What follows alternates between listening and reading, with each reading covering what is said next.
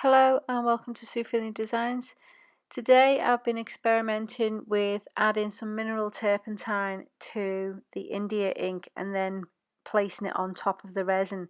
Normally I would add mineral turpentine at the end of a pour to help move the resin and get it to form cells and things like that. But today I've just thought I would try something a little bit different. Get. So initially I started off by just pouring the white resin directly onto the board, and what I've done here is I've mixed some India ink in with some mineral turpentine, which I'm just drizzling on here with a spoon, and as you can see it's starting to react with the white below. Like I say, I had no idea whether this was going to cure or how this was going to turn out, so it's just a complete and utter experiment. Whether I would do this method again, I don't know. I'll maybe try it again, maybe try something a bit different, but we'll just have to wait and see. Now, as you can see here, India ink, when you start mixing it with other additives, the pigment starts separating. So you can see this little powder which is moving away from the liquid of the ink. So it does start creating some interesting effects, and you can see that it starts to react with the white resin below.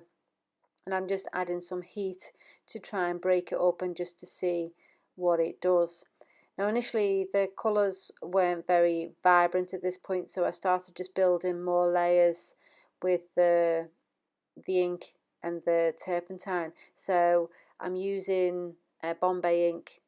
Sorry for the video going in and out of focus, there's not much I can do about that, I'm afraid. So all I'm doing here, like I say, is I'm just adding the Bombay ink to the turpentine and just literally just pouring it on the top, and just to see what happens, and applying heat to help break that up, because the India inks are very, very highly pigmented, and not until you start moving it around that you start seeing the colour break through. See how the colour's splashing out when I apply some heat. So I'm actually liking how this is coming together. Again, like I say, I don't know whether, at the time I didn't know whether it was going to cure, so I just persevered, just adding more colour and more white on the top. And I had just a very small amount of white left, so I just thought I would break up that colour in the middle by just drizzling some of the white on top. And as you can see, the white is starting to react with the mineral turpentine below it, and it's starting to break up ever so slightly. I just try and get the dregs out of the cup onto the artwork.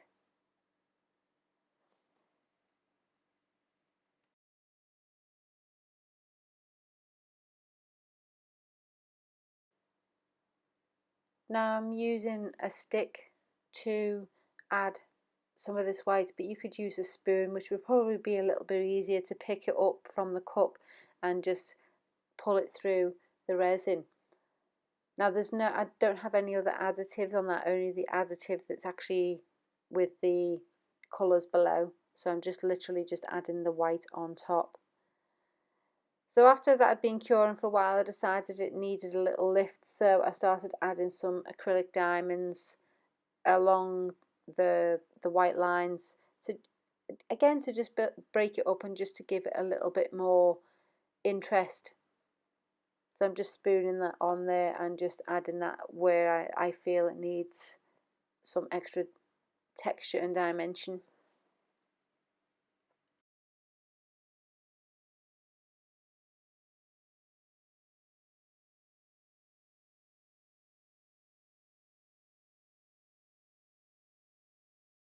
So finally I just decided to just break that up a little bit more and see how the pigment's breaking away from the ink, so you're getting like little patches, but I don't actually mind that. I actually think that looks quite good, and I'm quite pleased with how this one turned out.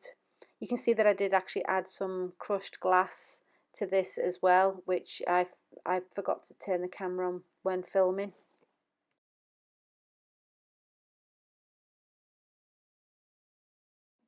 As always, I hope you enjoyed this video and it's given you some new ideas for colouring your resin. If so, please give it a thumbs up, or better still, go and subscribe to my channel. I have other ideas to keep you inspired. So until the next video, bye for now.